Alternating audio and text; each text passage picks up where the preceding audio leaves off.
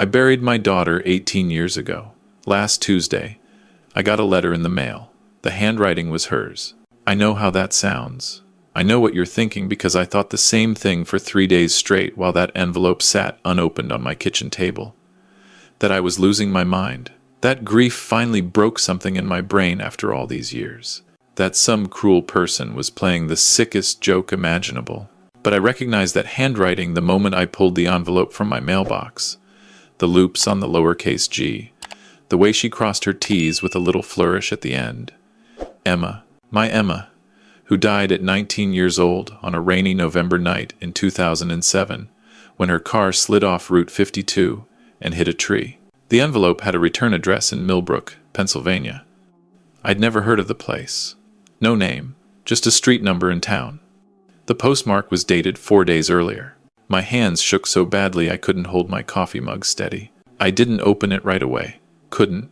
I set it on the table and stared at it for hours. My wife, Sarah, she's been gone 5 years now. Breast cancer. If she were here, she would have torn it open immediately. She was always the brave one. I was the one who needed time to think things through. Maybe that's why I spent 18 years visiting an empty grave every Sunday morning while Sarah quietly wondered if I'd ever truly let go. The letter sat there through Tuesday evening. I made dinner, pork chops the way Sarah used to make them, but I couldn't eat. That envelope seemed to pulse in my peripheral vision, demanding attention. I turned on the television, didn't register a single thing that appeared on screen. At midnight, I finally picked it up. The seal tore easily, like it wanted to be opened. Inside was a single piece of notebook paper, college ruled, slightly crumpled. The handwriting covered both sides, small and tight like she was trying to fit too many thoughts into too little space. Dad, I don't understand what happened. I keep having these dreams about a yellow house with blue shutters. There's a tire swing in the front yard and a woman's voice calling me for dinner. The voice says, Emma, but everyone here calls me Lauren. I've lived here my whole life, they tell me. But my whole life feels wrong somehow, like I'm wearing somebody else's clothes. Last week, I found myself driving toward the highway for no reason I could explain. I got 3 hours away before I pulled over, shaking, with no memory of why I started driving at all. There's a man here, John Bennett. He says he's my father, and he's been good to me. But when I look at him, I feel nothing. No connection, just empty politeness.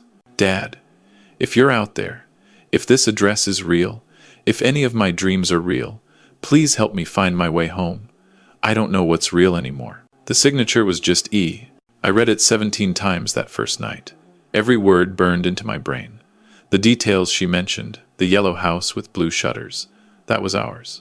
We'd lived there until Emma was 12, when we moved to the brick ranch on Sycamore Street. The tire swing. She'd begged for that swing when she was 6 years old, and I'd hung it from the old oak tree myself, making sure every knot was secure because I was always paranoid about safety. Fat lot of good that did. But Emma was dead.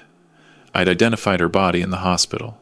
The funeral was at Street Michael's church, with 200 people in attendance because she'd been that kind of person, the kind everyone loved. Popular, but genuinely kind. Not the fake high school kind of popular. She'd wanted to be a teacher. Elementary school, she'd said, because little kids still believed the world was good. The accident was during a storm. She'd been driving home from her boyfriend's house. Tyler something. I couldn't remember his last name now. The car had hydroplaned on a curve. Witnesses said it happened in seconds. She'd died on impact. That's what they told me. Quick, painless, she didn't suffer. People always say that at funerals, whether it's true or not. I sat at my kitchen table until sunrise, that letter spread out in front of me, and thought about every detail. The injuries had been severe. Her face was damaged. But I'd known it was her. The hospital staff had been certain. Her driver's license was in the car, her purse with her student ID, her phone, which I'd kept charged and active for 5 years afterward, paying the bill every month like she might call, until Sarah finally convinced me it was time to cancel the service. Wednesday morning, I called in sick to work. I teach at the community college, Introduction to American History, have for 30 years. I'd used maybe 10 sick days in my entire career, so nobody questioned it. I sat down at my computer, and searched for John Bennett in Milbrook, Pennsylvania. There were 3. One was 78 years old, unlikely. Another was 32. The third was 57, worked as an accountant, lived on Oakmont Drive. The address matched the return address on the envelope. I looked up Milbrook itself. Small town, population 8,000. About 400 miles from where I lived in southern Ohio. Nothing special about it. No connection to Emma, to our family, to anything in our lives. I'd never heard her mention it. We'd never driven through it. The property records showed John Bennett had lived at that address for 23 years. Married to Patricia Bennett, deceased 2015. One daughter listed on old census records. Lauren Bennett, born March 1988. Emma was born March 1988. Same month. I felt something cold slide down my spine. I spent Wednesday searching through every record I could find online. Lauren Bennett had a Facebook page. Privacy settings tight. Profile picture showed a woman around 37 years old standing on a beach. Face partially hidden by sunglasses and windblown hair. Something about the shape of her jaw made my heart stop. I zoomed in until the image pixelated. The necklace she wore, a simple silver chain, looked familiar, but I couldn't place why. There were no other photos visible. Her profile said she worked at Milbrook Elementary School, a teacher, just like Emma had wanted to be. I should have called the police. That's what any rational person would do. But what would I tell them? My dead daughter sent me a letter? They'd think I was delusional. They'd suggest grief counseling. And maybe they'd be right. But that handwriting, God, that handwriting. Thursday morning, I got in my car and started driving. I didn't tell anyone where I was going. My son, David, he lives in Chicago with his family. We talk once a week on Sundays. He was 12 when Emma died. It broke him, watching his big sister disappear like that. We'd never been as close since. Something fractured in our family that never healed right. I didn't tell him about the letter because I knew what he'd say. The same thing Sarah would have said toward the end when she was sick and trying to get me to finally let go of the grief. That I needed to move on, that Emma was gone, that I was holding on to ghosts. The drive took 6 hours. I stopped once for gas and coffee, my hands still shaking, caffeine making it worse, but I couldn't stay alert without it. The entire drive I kept thinking about that night 18 years ago. The phone call from the hospital. The way the chaplain met me in the waiting room instead of a doctor, which was how I knew before anyone said a word. The body on the table in the morgue, covered with a sheet, except for her face. They'd cleaned her up as best they could, but the damage was obvious. Lacerations across her forehead and left cheek, her nose broken. But her eyes, even closed, were Emma's eyes. The shape of her face, the small scar on her chin from falling off her bike when she was 7. Or, at least, I'd thought so at the time.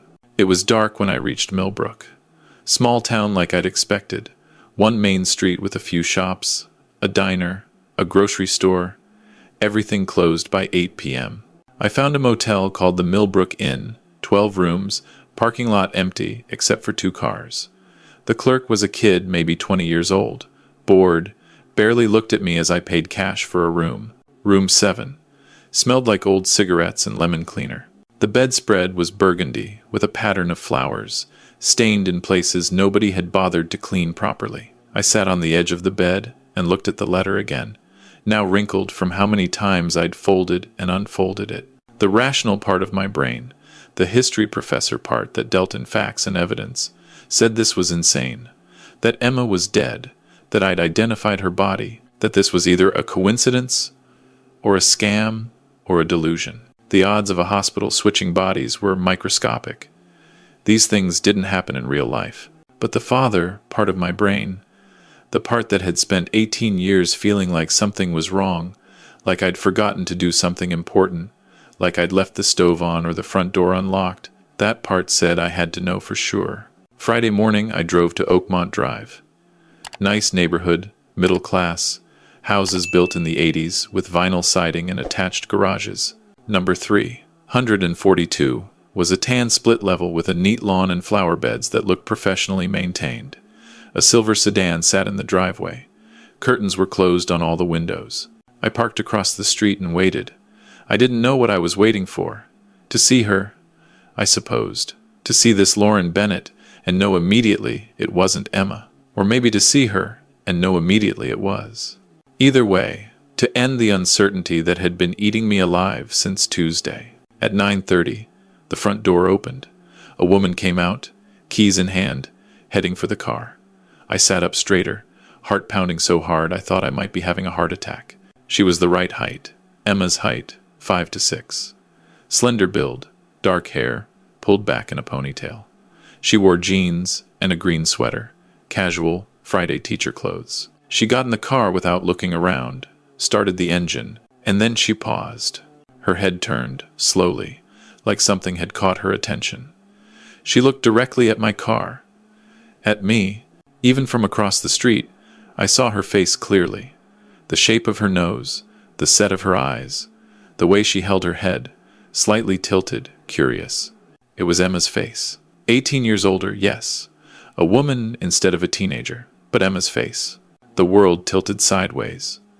I gripped the steering wheel to steady myself. My vision blurred, and I realized I was crying, hot tears running down my face for the first time in years.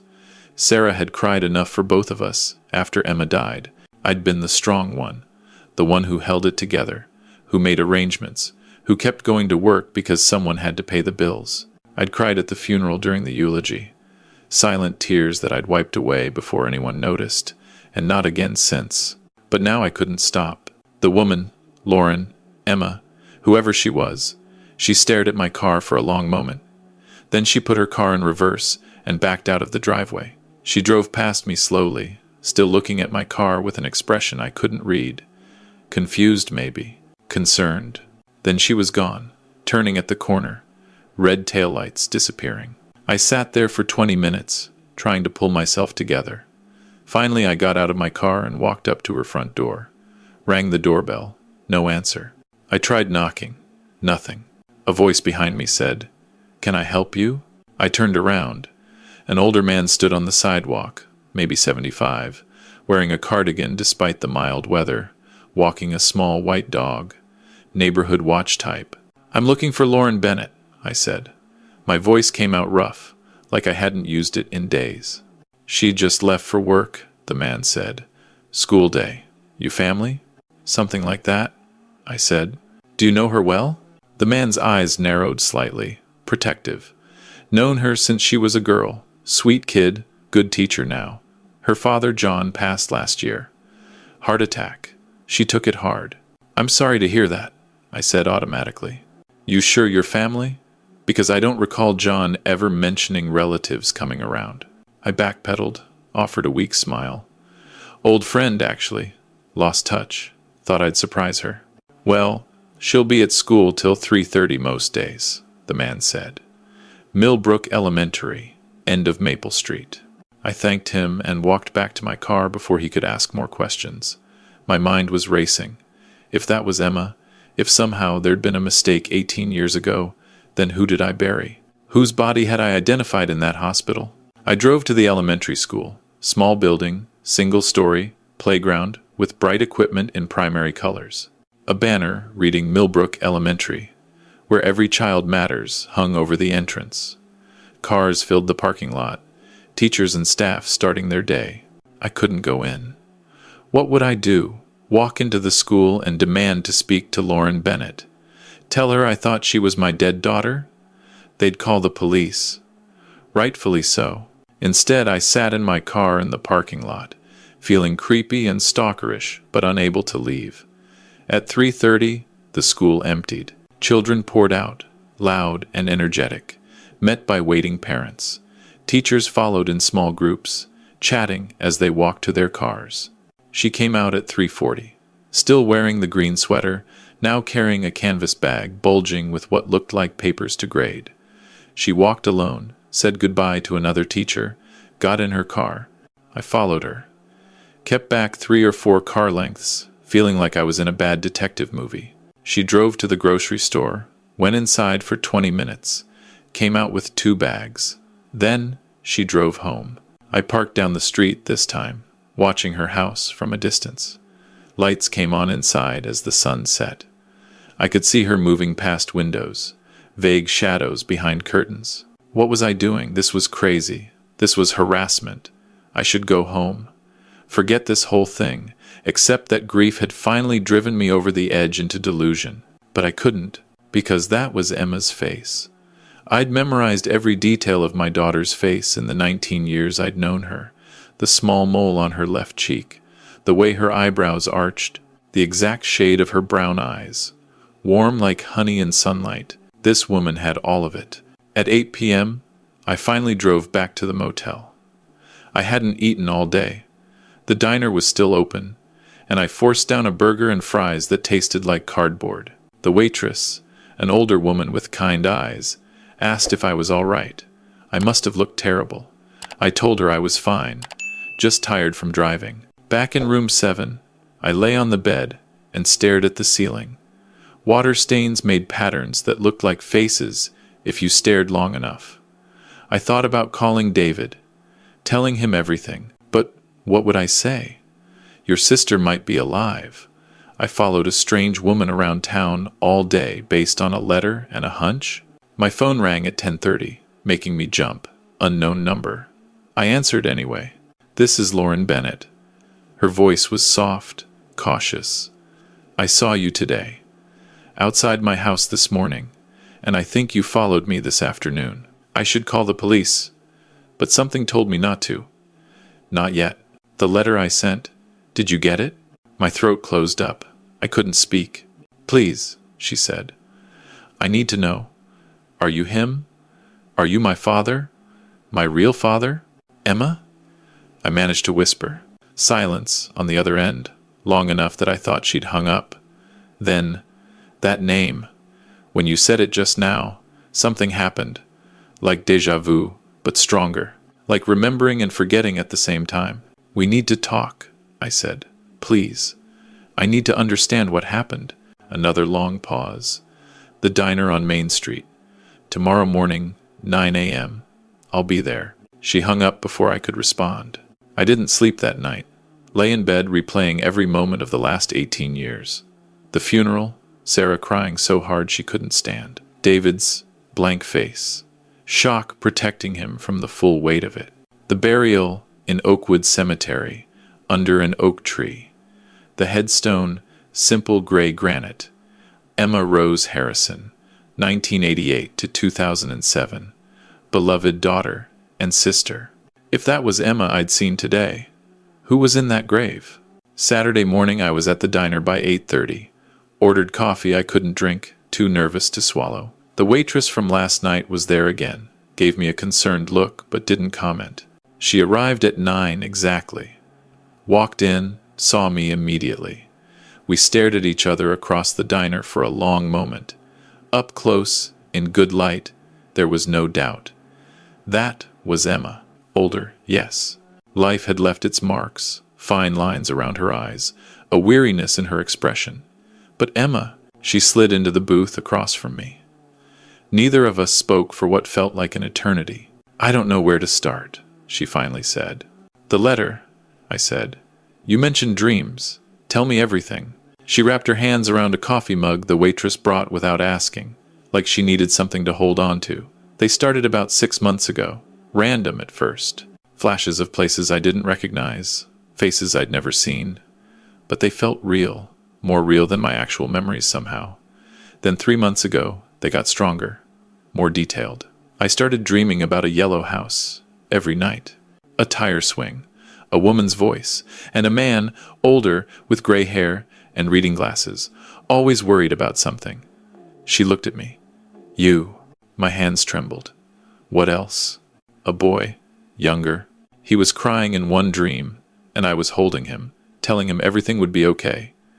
He called me Emma. Her voice cracked. John, the man who raised me. He died last year. After the funeral, going through his things, I found a box hidden in the attic. Inside were newspaper clippings about a car accident in Ohio. November 2007. A girl named Emma Harrison died. Her photo was in the article. She pulled out her phone, brought up a saved image, turned it toward me. I recognized it immediately. Emma's senior picture from high school, The one we'd used for the funeral program. I look exactly like her, Lauren said. Not similar. Exactly. Same face, same hair, same everything. I confronted John's sister about it, the only family I have left. She wouldn't tell me anything, said I was imagining things, that grief was making me confused. But I knew something was wrong. My whole life was wrong. Tell me about the accident, I said. Your accident. What do you remember? That's the thing, she said. I don't remember an accident. John always told me I was in a car crash when I was 19, that I had severe head trauma, amnesia, that I forgot everything before waking up in the hospital. But I never remembered the crash itself. Never remembered anything before the hospital. He said that was normal with that kind of brain injury, that my memories might never come back. My hands clenched into fists. What hospital? Memorial General. In Milbrook. Emma's accident was at Riverside Medical, in Oakmont County, Ohio, 400 miles from here. We stared at each other. What if, she said slowly, there was a mistake? What if two girls, same age, same injuries, ended up in hospitals the same night, and somehow the records got mixed up? That's not possible, I said. But even as I said it, I knew it was possible. Unlikely, but possible. Especially in 2007, before electronic medical records were standardized. Especially in the chaos of a trauma situation. I need to know, she said. I need to know who I really am. We left the diner and drove to Riverside Medical together. She followed me in her car, a 4-hour drive that felt like 4 years. I called ahead, asked to speak to someone in medical records, said it was urgent, a matter regarding a patient from 2007. The hospital looked different than I remembered. They'd renovated, new entrance, new signage. But the emergency room was in the same place, and walking through those doors brought everything back.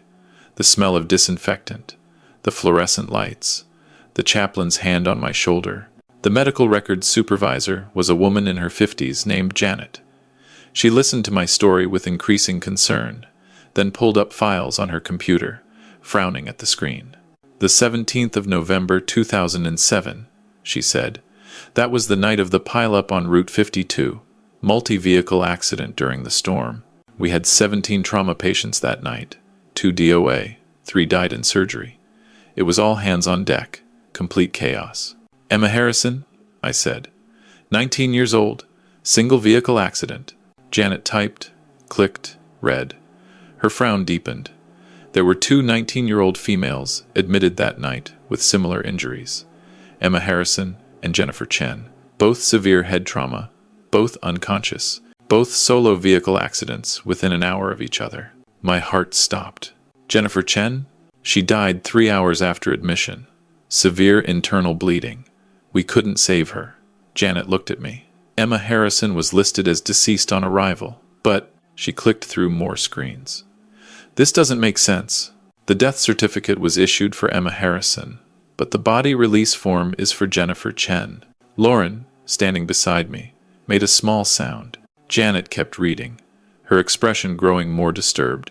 The attending physician that night was Dr. Marcus Rivera. He's retired now, but I can get his contact information. Someone made an error in the paperwork, a critical error. You're telling me, I said, my voice breaking, that my daughter didn't die that night? That I identified the wrong body? Janet's face had gone pale. I'm telling you that there was a catastrophic administrative failure. Mr. Harrison, I am so sorry. I need to escalate this immediately. We need to review every record, contact everyone involved. I wasn't listening anymore. I turned to Lauren, to Emma, and saw tears streaming down her face. I'm sorry, she whispered. I'm so sorry. I don't remember you. I don't remember any of it. 18 years, and I don't remember being your daughter. I reached out, slowly, giving her time to pull away if she wanted. She didn't. I pulled her into a hug, and she collapsed against me, sobbing. 18 years of grief and confusion and loss pouring out of both of us in that hospital hallway. She felt like Emma in my arms, the same height, the same way she tucked her head against my shoulder. Muscle memory I didn't know I still carried.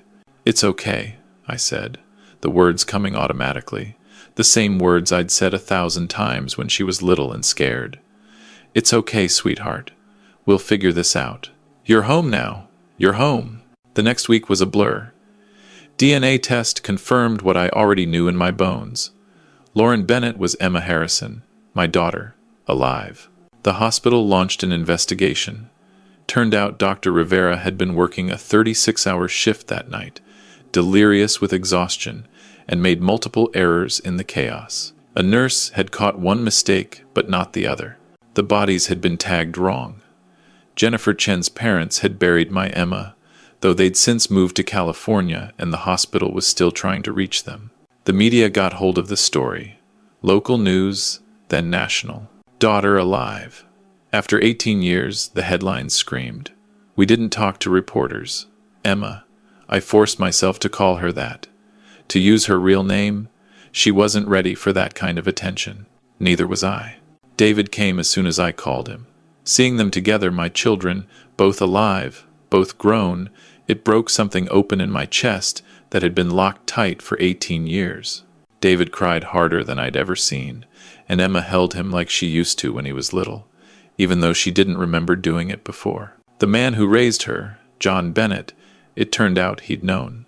Emma found more hidden documents after we started digging. He'd figured it out within the first year, found the news articles, saw the resemblance, put the pieces together. But Emma had no memory, was recovering slowly from the head injury, and he'd convinced himself it was better not to disrupt her healing, better to let her believe the life he'd built for her. His wife had died years before. He'd always wanted a daughter. It was wrong, legally and morally, but I understood the impulse to hold on to someone you loved. Forgiveness was complicated. For John, posthumously. For the hospital, for the doctors and nurses who'd made that catastrophic error. For Emma, who looked at me with a stranger's eyes, even though I'd known her face since before she was born. We started over, slow, careful. I showed her photos from her childhood. The yellow house, the tire swing, her 10th birthday party where she'd wanted a cake shaped like a book because even at 10 she'd loved reading more than anything. She studied each photo like an exam she was trying to pass, desperate to remember. Some things came back in fragments. The smell of Sarah's perfume made her cry once without knowing why. She heard a song on the radio, Journey's Don't Stop Believin', and said it felt important but couldn't say how. It had been her favorite. We spent Christmas together, Emma and David and me. David's wife and kids flew in from Chicago. It was strange and wonderful and painful. We said grace before dinner, and Emma faltered over the words, couldn't remember how Sarah used to say them. "I'm sorry," she said. "I wish I could remember her." "Your wife? My mother? She would have loved knowing you're alive," I told her. "That would have been enough. It's enough for me." It wasn't a lie, but it wasn't the whole truth either. I grieved for the 18 years we'd lost, for the fact that Emma didn't remember her mother, didn't remember being my little girl, didn't remember any of it. We were strangers learning to be family again, and it was harder than anything I'd ever done. But she was alive. She was here. That letter she'd sent, driven by instinct she couldn't explain, dreams she couldn't ignore, had brought her home. Some nights I still drive out to Oakwood Cemetery, to that grave under the oak tree. The hospital offered to handle the exhumation, to move Jennifer Chen's remains to her family. We're waiting on permission from her parents, who are dealing with their own impossible grief, learning their daughter is gone after all these years of thinking she was alive somewhere, lost in amnesia. I stand there and think about how fragile everything is, how one mistake, one mixed-up tag, one exhausted doctor can rewrite entire lives, how we buried the wrong girl while my Emma lived 400 miles away with no memory of being my daughter. And I think about that letter, sitting on my kitchen table for 3 days, while I worked up the courage to open it. What if I hadn't? What if I'd thrown it away, convinced it was a scam? What if Emma had given up, decided the dreams were meaningless, that her fractured memories were just her brain misfiring? I don't let myself think about it too long. Emma is coming for dinner tonight, Sunday dinner, something we're trying to make a tradition. She's bringing her famous lasagna, she says, though she doesn't remember that Sarah taught her the recipe when she was 15. Maybe someday she will, maybe she won't. It doesn't matter. My daughter was dead for 18 years. And now she's alive. She's here. She calls me Dad, even though it doesn't feel natural to her yet. She's trying. We're both trying. That's all I need. That's more than I ever thought I'd have again. I hear her car pull up outside. Through the window, I watch her get out, grab the casserole dish from the passenger seat, walk up the driveway of her childhood home that she doesn't remember. She pauses at the door, takes a breath like she's preparing herself, then knocks instead of just walking in like family would. But she's here. And that's everything.